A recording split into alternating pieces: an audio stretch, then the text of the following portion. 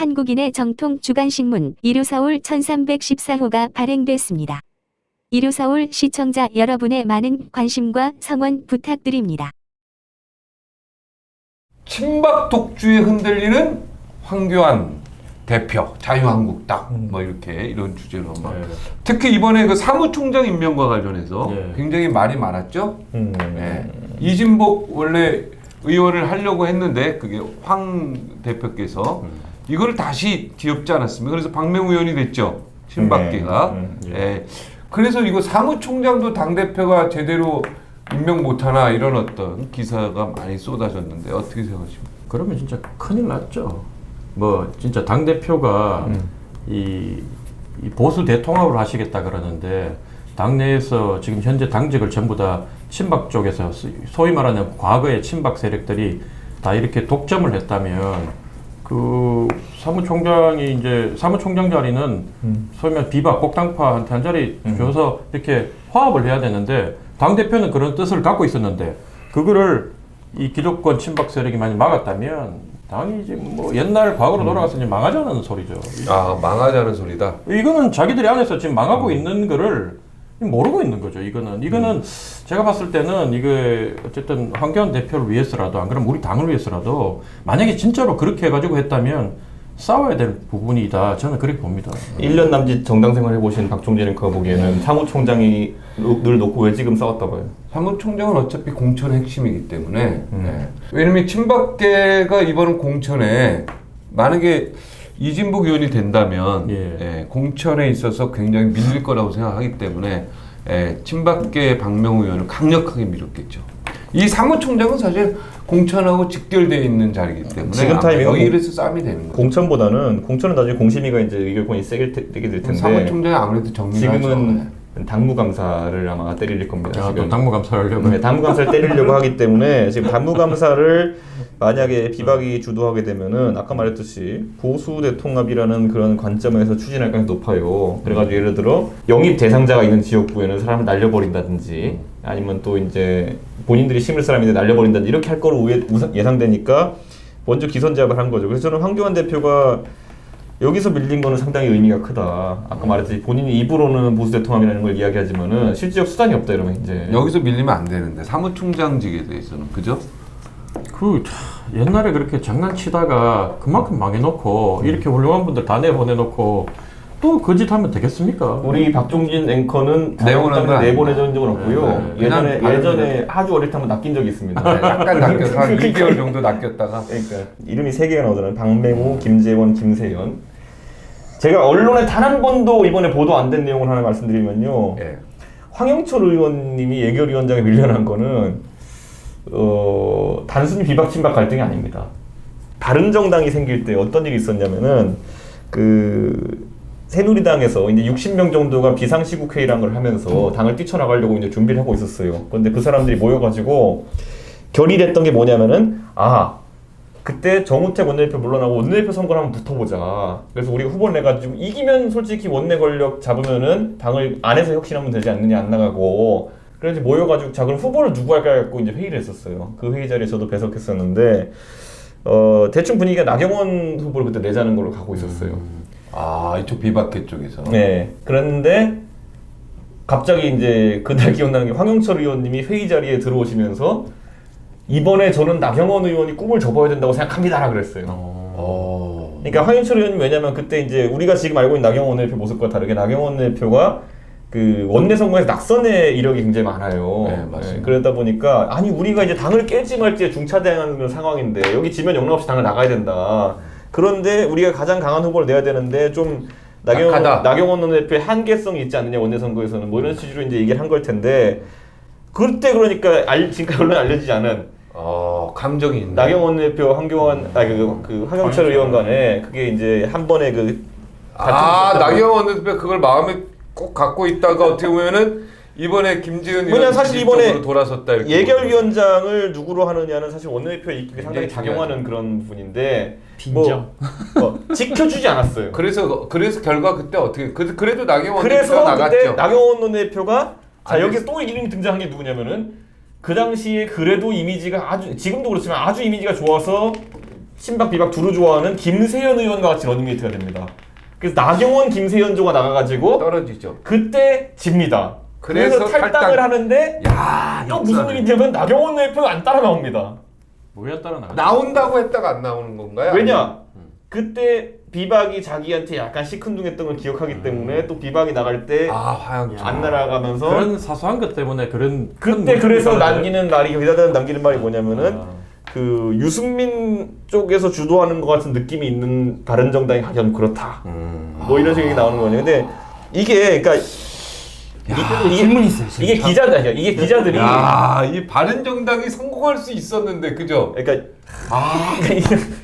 그러니까 나경원 대표 바른정당이 나와버리면 바른정당에 성공할 수 있었는데 몇 번째 이제 좀 수를 잘못 쓴 게 뭐냐면은 그때 60명이 다 나오지 못한 거. 그렇지 70석까지 간다고 생각을 했거든요. 그렇지. 저는 기자로서. 그 다음에 야 1호 인재 영입으로 박종진을 영입한 거.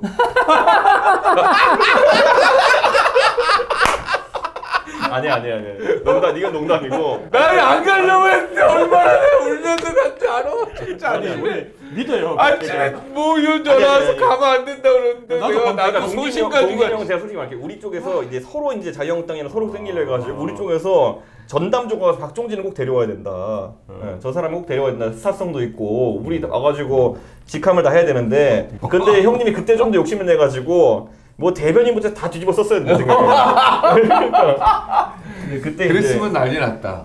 평소에 안 그러면 쓸데없이 그때 겸손해져가지고 아니 황영철 의원이 굉장히 개혁적이고 훌륭한 분인데 이번에 그러니까 솔직히 말하면 당내 역학보도에서 도와주는 분이 많이 없었던 거 그게 굉장히 안타까운 거고 사람 참 좋으신 분인데. 진짜 훌륭한 분이에요. 억울하게. 대신 김세현 의원 같은 거 아까 말했듯이 뭐냐면은 친박 비박 양쪽에서 적이 없어요. 그러다 보니까 뿌리가 깊은 거죠 여기는. 사실 김세현 의원이 뭔가 기치를 들고 나가면은 그러니까 뭔가 이번에 제가 힘이 있지 않습니까? 워낙 평이 좋아서 김세현 의원 같은 경우 평이 워낙 좋잖아요. 워낙 여기, 좋죠. 여기 질문 있네요. 조대원 관계 하세요 빨리. 그래야지. 한마디 하죠. 이게 뭡니까 질문이? 조대현 의원 이 중요한 내용을 여기 기자들도 연락 오고 임명 하는데. 보류. 부원장으로 가려고 하다가 임명 보류됐어요? 오늘 저기 1시간 반이나 걸려서 네. 이 서울까지 왔으니 네. 1호 서울에 단독 하나 드리고 가야 되는데 네네. 제가 그 많은 기자들이 저한테 와서 여연 상금 부원장 자리 김세현 원장하고 어떤 일이 있었느냐 무슨 얘기를 나눴냐 많이 물어보셨는데 제가 다 함구했거든요. 지금까지는 네. 당의 분란을 일으키고 싶지 않았고 또 김세현 의원한테 또 누가 될까 싶어서 입을 다물고 있었는데 오늘 뭐 이렇게 불러주시니 오늘 처음으로 이제 말씀을 드리면 사실 상금 부원장이란 자리는 뭐 예를 들면 여론조사를 돌리면 그 문구를 어떻게 할 것인지 조율하고 정하고 연구원들하고 중요한 뭐 이런 자리죠. 중요한 자리죠. 그래서 가야 되는데 무조건. 이거를 이제 김세현 원장이 저한테 일면식도 없던 분이 전당대회 마치고 저한테 전화를 주셨어요. 한 만나자고. 뭐 그 전에 문자는 한번 주셨어요. 정말 그 전당대회 그 연설하는 거 보고 감명을 많이 받았다. 정말 용감하신 분이다. 우리 당에 꼭 필요한 인재다. 이렇게 말씀하시고 저를 만나자 해서 제가 여연 원장이 됐는데 상금 부원장을 좀 해주시면 어떠냐. 그거 법인카드 나온 자리인데. 예, 법인카드 나오고. 그거 중요하지 않고. 근데 어쨌든 그분은 왜 그 말씀하셨냐면 원래 여연 부원장을 서너 자리 정도 임명을 하는데 당대표가 몇 자리 임명하고 원장이 또 몇 자리 임명하고 이렇게 예를 들면 네 자리 같으면 둘둘 나누는 게 상식인데 뭐 그 관례였고 근데 대표가 다 밀어넣어가지고 자기 사람을 3명이나 갖다 박았다는 거예요 이미. 근데 그 사람들 믿고 어떻게 일을 하겠냐. 그래서 조 위원장님이 적임자다 기획을 이끌 상금 부원장을 하라고 했을 때 제가 거절했죠. 바보 아니야? 처음엔 거절했죠. 거절했고 또 왜 그러냐 얘기할 때 제가 이제 쉽게 묻는다고 그 친박들이 가만히 있겠어요. 당 지도부하고 저하고 관계를 아십니까? 그러니까 빙긋이 웃더라고요. 그래서 전당대 영상을 다 봤고 그건 제가 자신 있다. 내가 어쨌든 임명하고 할 테니까 같이 하자. 이렇게 말씀하셔서 뭐 그 정도로 하면 합시다. 이래 된 거예요. 오케이 한 거군요. 그렇지 뭐 둘 다 경상도 네. 합시다. 맨 처음에는 좀 거절했다가 그 다음에 바로 왜냐하면 예스. 저를 너무나 필요로 한다는 알아요. 거죠. 그래 해야 그래서 돼. 했는데 네, 했어요. 그런데 임명이 곧 될 거다. 내일이 이사회다 이렇게 말씀하셨고 네. 근데 이사회 날이 딱 됐는데 전화가 안 오는 거예요. 근데 갑자기 기자들이 전화가 와. 이사회에서 보류됐다. 조대원 때문에 보류됐다. 이게 상금 부원장이 물론 중요한 자리지만 그 언론 메인에 때릴 정도로 중요한 자리는 아닌데 막 YTN에 단독 나오고 난리 났어요 그때. 재보궐선거가 있었기 때문에 친박 비박 싸움으로 언론이 몰아가니 이 부담스러워서 보류시켰다가 결국은 6주 끌어가지고 저를 이제 아웃시켰어요. 부결. 예, 부결했는데 야. 그 전날 사실은 그 전날 김세현 원장이 또 보자 그러더라고. 그래서 밤에 10시에 또 커피숍에서 여의도 만나서 뭐 여러 가지 이분이 1시간 동안 또 직설적으로 얘기를 못하고 막 돌려서 얘기를 하시고 어려움을 토로하시고 이래서 제가 뭐랬냐면 조대원보다 여의도 연구원이 훨씬 중요하다. 이미 당신은 나를 지키기 위해 최선을 다했다.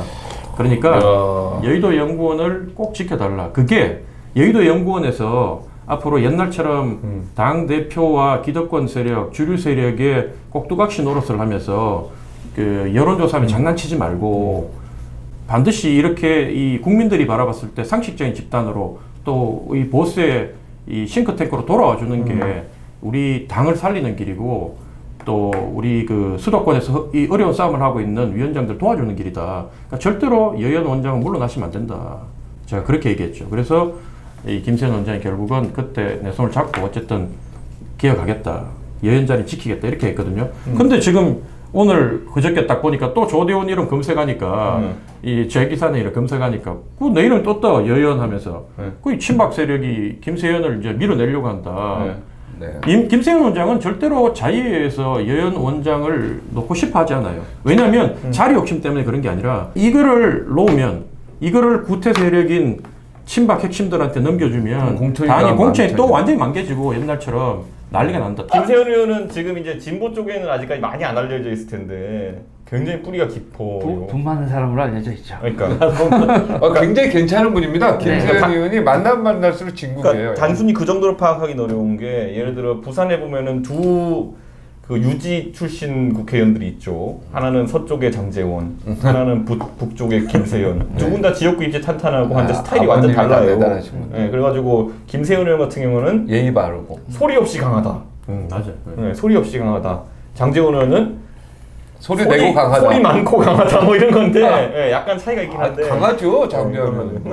근데 어차피 아시겠지만 정치는 혼자 하는 게 아니니 김세현 의원이 아무리 그 뜻을 펼치려고 해도 주변 사방이 다 반대파들이 둘러싸여가지고 공격을 쪼아대고 있으니 얼마나 외롭겠어요. 그래서 제가 여기 방송 나와서라도 제가 그 부원장 했으면 이렇게 도와드리려고 했는데 이럴 때 나와서 방송 나와서 이렇게 뭐 흔들지 마라 이렇게 얘기하고 싶었지만 뭐 그때 기득권 세력이 막혀서 안 됐고 오늘 이렇게라도 좀 힘을 보태드리고 싶고 그 흔들지 마세요. 그 친박 기득권들.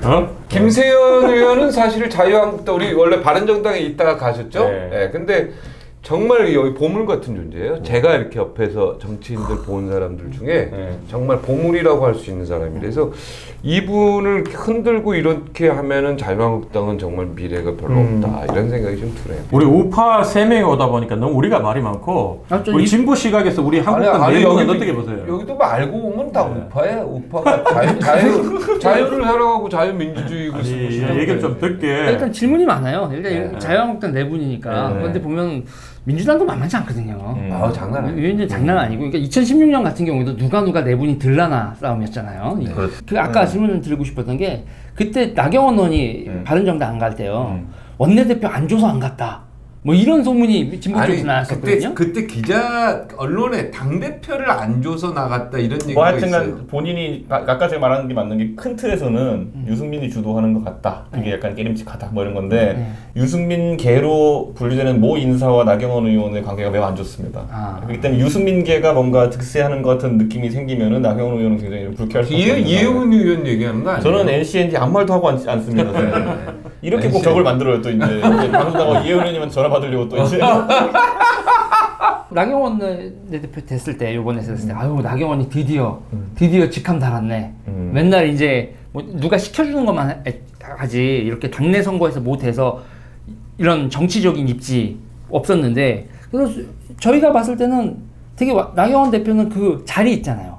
이런 거에 좀 약간 좀 방송 용어로 적합하지 않은데 뭐 연연한다 이런 얘기 하려고 하는 거예요? 환장한다 뭐 이렇게 보인다는 거예요. 환장은 너무한다. 너무 심한가요? 환장은 장이 뒤집히는 건데 그러면 안 되고 그냥 좀 그걸 좋아하신다 뭐. 아니 근데 사실은 그래서 이제 우리가 그 원내 선거에 있어가 나경원 대표가 나올 때마다 이제 기자들이 조소적으로 표현했던 게 이제 상습 출마다라고 이제 하는 경우가 있었거든요. 네. 근데 그게 왜냐면 정치는 확실히 스타일이 달라요. 보면은 이게 원내 정치를 잘할 것 같은 사람과 대중 정치를 잘할 것 같은 사람이 확실히 다르긴 한데 민주당에서도 보면은 민평년이 의외로 이상하게 원내 선거는 잘하거든요.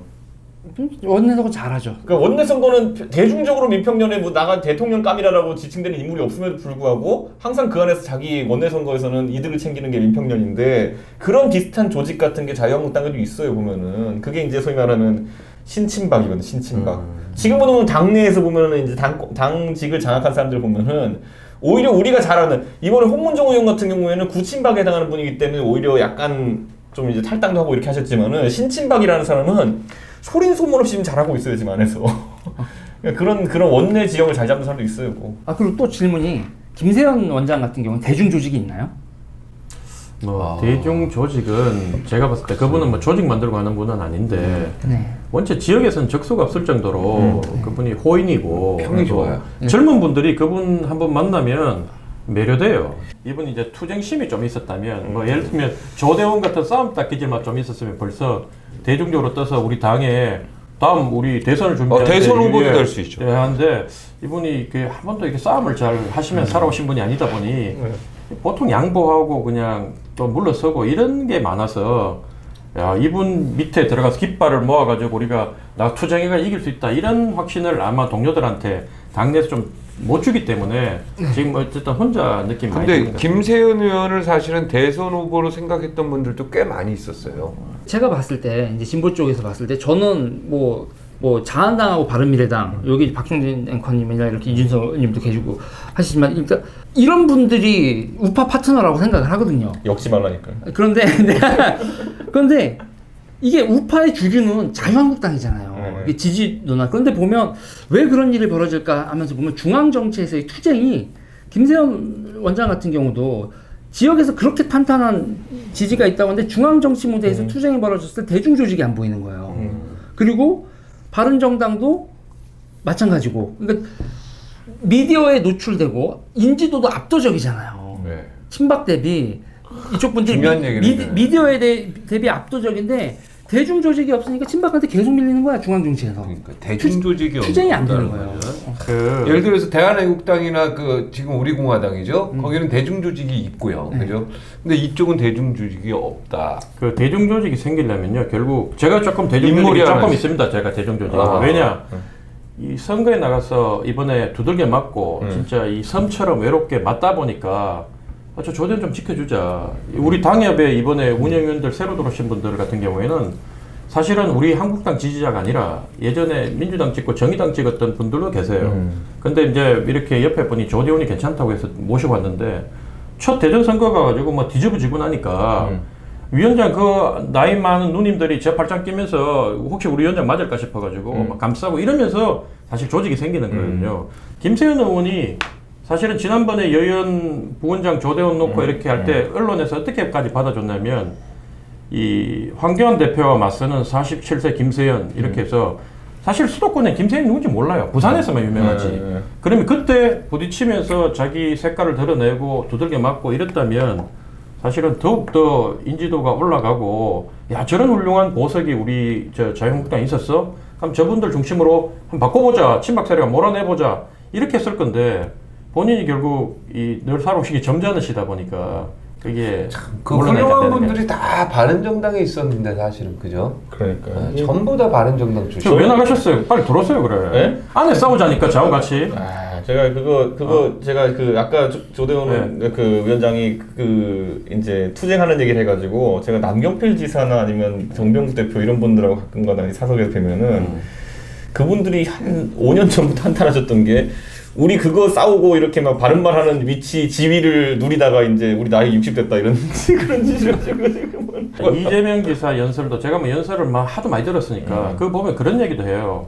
내가 이 앞장서서 싸우겠다. 내가 실패하고 쓰러지면 나를 밟고 또 새로운 세대가 도전하고 이런 얘기를 했거든요. 좌파 맞네. 사실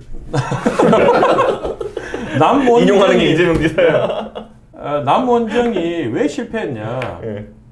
저는 그래 봐요. 혼자 뚝 이렇게 자기가 밑에서부터 밟아가 올라온 게 아니라 이 위에 가장 상층부에서 이 사람들을 영입해서 높은 자리에 꽂아줬기 때문에 싸우고 투쟁하고 밟히면서도 서러움을 당하고 이런 거를 못 겪은 거예요. 완전히 공감하는 게 제가 사실 새누리당에 있다가 바른정당의 하나의 시도에 동참해야겠다 느낀 것 중에 하나는 뭐냐면은 저는 새누리당에 있으면은 제가 누리고 싶으면 영원한 기득권이 될 수도 있어요.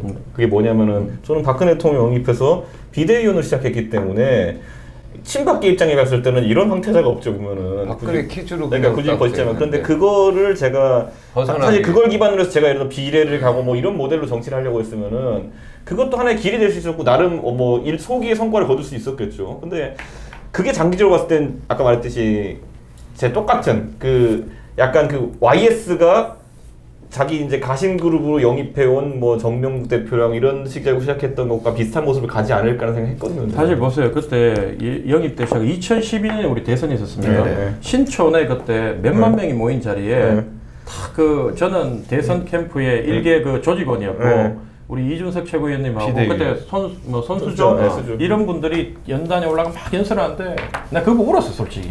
왜냐면 저 자리 내가 써야 되는데. 내가 맞다니까요. 그러니까. 왜 내가 서야 되는데 저 자리에 내가 그걸 얼마나 사모하면서 내가 집에서 마누라가 돈 벌어오는 거 받아가면 눈치 받아가면서 이 설거지할 때 이 휴대폰 놓고 이준석 위원이 연설하는 것도 당내 선거하는 거 보고 저쪽 심지어 이재명까지 연설하는 거 보고 이러면서 설거지하면서 따라하면서 제가 그 단계를 밟아 올라오다 보니 그 수천 명이 조대원을 욕해도 죽이라 그러고 빨갱이 그래도 제가 그래서 눈 하나 깜짝 안 하고 지를 수 있었던 게 그러니까 되게 중요해요. 사실 이게 있는 거예요. 공천 갈등을 이제 저랑 박종인 오늘 겪으면서 제가 참 그 끝난 다음에 저한테 문자를 한 사람이 보내준 사람이 있었는데 제가 평소에 그분과 문자를 사적 많이 주고받는 관계가 아니었는데 놀라운 문자가 하나 있었던 게 뭐냐면은 그때 변희재 대표가 저한테 문자를 보내줬어요.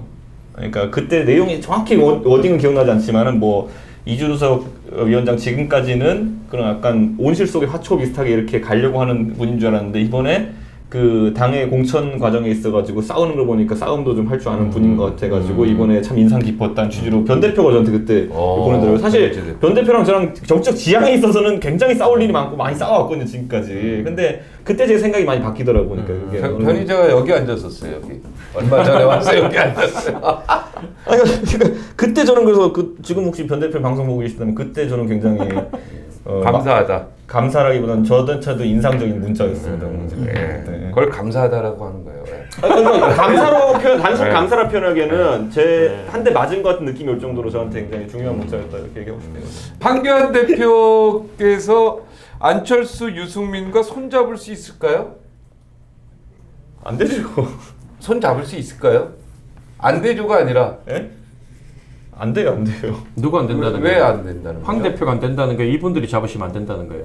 황 대표가 그 우길승천할 때는 가능했겠지만은 지금 황 대표가 그런 스탠스를 취하는 순간 대체제 비슷하게 돼버리기 때문에 그건 오히려 어려울 것이다 약간. 대체제라는 게 뭐예요? 어떤 표현이에요? 안철수, 유승민이가 대체제가 된다. 아니 황교안, 안철수, 유승민이 손잡고 셋이서 선거운동하는 상황은 나오지 않습니다. 셋의 정책 지향이나 방향점이 약간 다르기 때문에 결국 하나는 정치라는 게 적하고도 동침할 수 있는 게 정치인데 승리를 위해서는 방법을 가리지 말아야죠. 제가 그걸 맨날 손학규 대표랑 술 마실 때마다 대표님 그때 이명박, 박근혜, 손학규 이렇게 트로이카라고 했을 때 조금만 버티직을 쓰면 이 사람아 그게 가능한 게 아닐세 이러면 맨날 그러시는 게 그 세 명이 같이 공존한다는 게 쉽지 않다니까요. 특히 둘은 몰라도 셋은 특히 힘들다니까요. 아니 생각해보세요. 문재인, 안희정, 이재명이 공존할 수 있는 민주당이 있을까요? 어떻게 보세요? 지지자들이 성숙하지 않으면 네.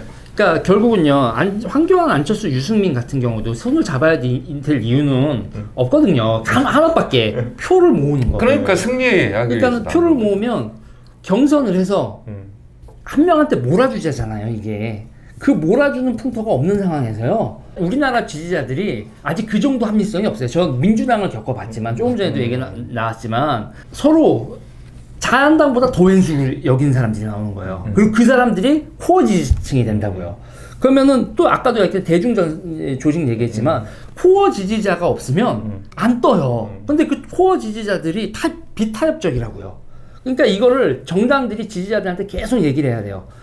이게 우리가 몰아주기다. 간단한 거잖아요. 몰아주기니까 가능하면 다 같이 안철수, 유승민, 황교안 셋이 모여서 한 명이 몰아주게 하는 게 경선이다라는 이 기본적인 거를 대한민국 유권자들과 지지자들이 받아들여야 돼요. 그게 안 되는 상황에선 내 사람이 영웅이고 내 영웅을 저 자식이 밟았어라고 적대시하게 되면 정치인들 또한 그렇게 하고 빈정이 상한다고. 그러니까 박원순 시장 같은 경우 대선 국면에서 문재인이 적폐다 이렇게 이랬거든요. 맞아요, 그 기억나.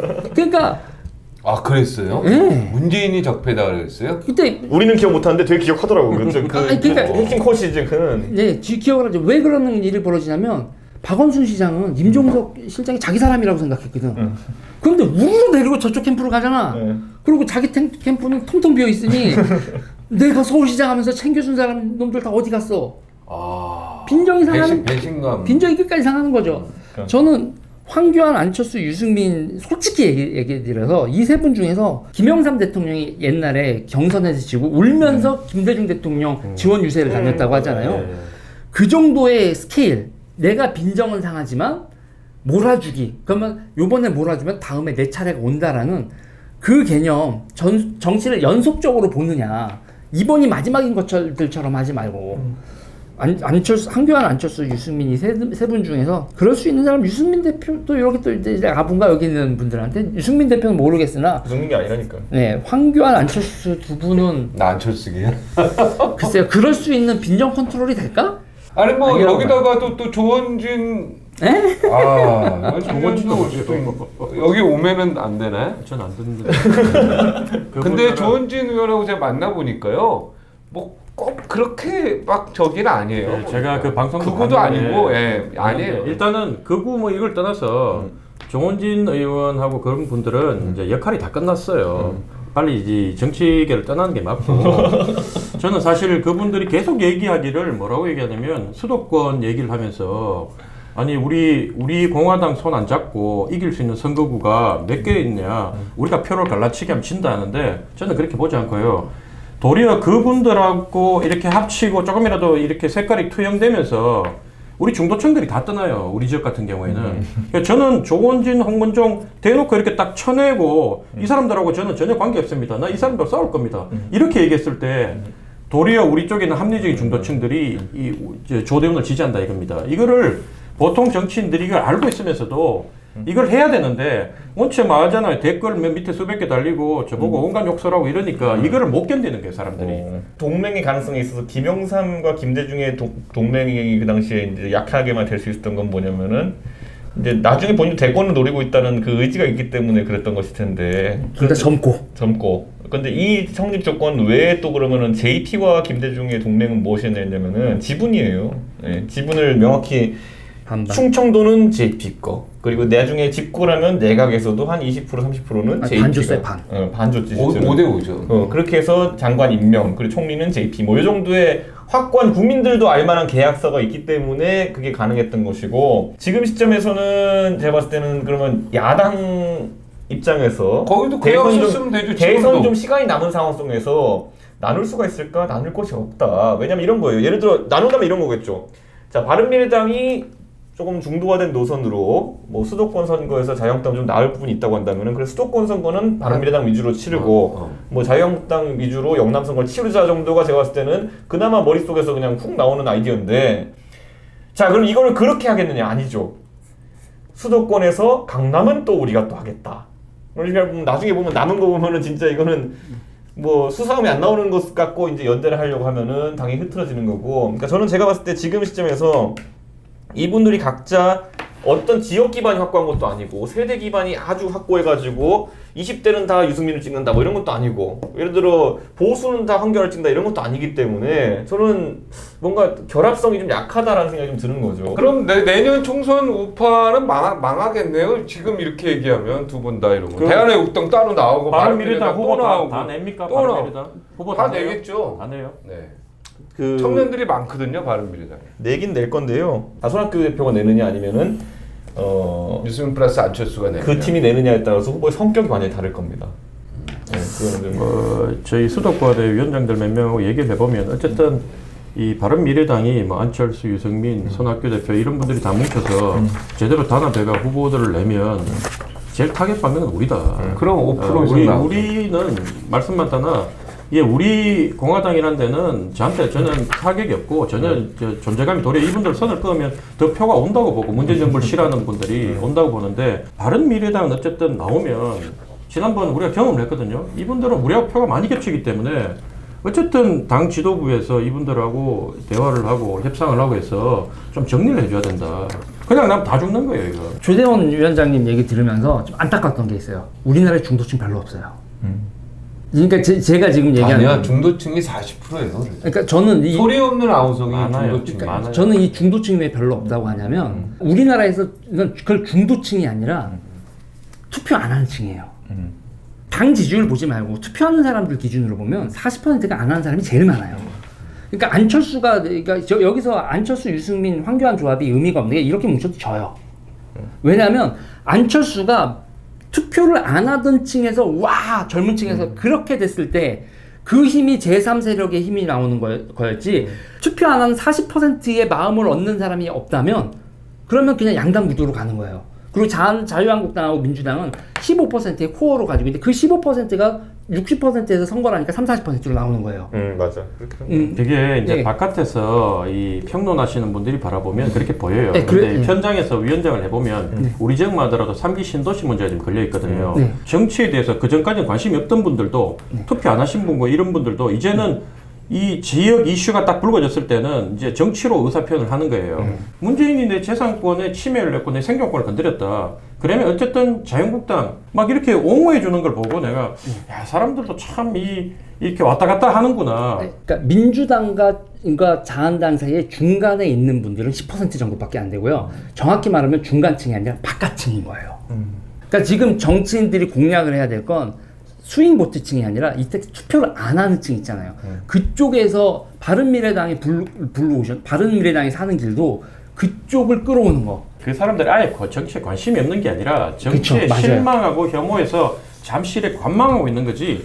아니 근데 맞습니다. 투표를 한 번도 안 해본 사람도 있어. 물론 있죠. 그리고 나는 이번에 깜짝 놀란 게, 뭐 죄송하면 진짜 이거는 팩트인데, 제가 3번이었잖아요.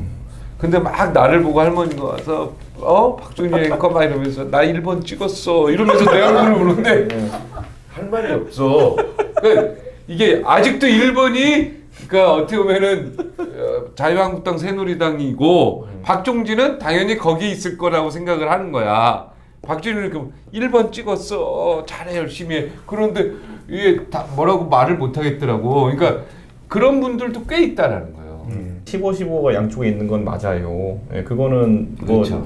진짜 그 당이 나라를 팔아먹어도 찍는다는 맞아요. 그런 양쪽에 다 있어요. 가운데는 그러니까 가변 지지층인 건 맞아요. 그러니까 예, 어느 정도냐면은 표를 맞아요. 실제 사람 보고 바꿀 수 있다라는 건 맞아요. 그게 한 60% 덩어리가 된다라는 것이고, 근데 유재일 씨가 말한 것처럼 완전 밖에 존재하는 사람도 분명히 있어요. 그게 이제 뭐냐면은 소위 말하는 그 날씨에 따라 투표율이 좌우되는 그런 정도의 그 층이 있거든요. 기본 쪽에서 과거에. 본다면요. 조대원 위원장님 같은 분이 제일 두려워요. 그렇죠. 왜냐면 외연을 확장하잖아요. 그런데 저런 분들이 성공을 하느냐라고 봤을 때 바른미래당도 힘든데 자유한국당에서 근데 자유한국당 내부에서 그러니까 그리고 시간이 더 있다면 정말 무서운 건데 지금 당장에서 내년 선거는 결국은 양쪽 다 코어와 코어를 하게 되고 그 사천 선거에서 대한애국당 그 몇백 표가 당락을 가르는 그 시그널을 결정적인 창원. 네, 창원에서 성산이죠. 사천이 아니라 거기서의 그 시그널 때문에 결국은 내년 선거에서는 몰아주기. 다 몰아주기 코어를 묻히는 다 자유 뭐 이런 걸 뭉쳐야 된다 이 생각을 하지 외연 확장까지는 시간도 너무 없고 어렵네. 그런데 저는 뭐 황교안, 안철수, 유승민이건 하여튼 보수가 좀 이렇게 뭉치어야 된다는 거에 한 표를 던집니다. 그게 상식이고. 왜냐면 일단은 선거는 승리해야 되지 실패하면 끝나는 거야. 아니 지금까지 한 얘기가 뭉친다고 승리하는 거 아니라는 얘기를 하는 건데 그걸 지금 아 그래요? 뭉친다고 정리를- 성공하는 건 아니다. 뭉치도 좋은 사람끼리 뭉쳐야 된다. 뭉쳐서 싸울 수도 있다. 예. 그래요? 알겠습니다. 뭔지 모르겠습니다. 저는. 그 요즘 경제가 너무 어지럽습니다. 힘든데 이 경제 힘든 국민들한테 네. 시청자들한테 용기 있는 말. 네. 예. 경제는 심리입니다. 심리. 그러니까 심리에서 소비가 나오고 소비에서 이제 투자가 나오고 투자가 임금으로 연결이 되고 뭐 이렇게 되는 건데 우리가 심리적으로 너무 위축되면 안 되겠다 이런 생각을 하고 일본의 그 경제 보복에 대해서도 얘기를 해야 되는데 오늘 그거는 다음 기회에 방금 얘기한 거 뭔가 걸로. 소득주도 성장 같은데 뭐 네. 소득이 투자를 이끌고 아니 그 소득이 맨 마지막이에요. 제가 얘기하는 거는 뭐 순환이 이루어진 자 봐봐요. 소득 주도는 소득이 첫 번째예요. 저는 그러니까 이게 소비가 먼저 와야 돼요. 소비가. 자, 소비 주도. 네, 소비 주도 성장. 여기서 마치겠습니다. 고맙습니다. 감사합니다.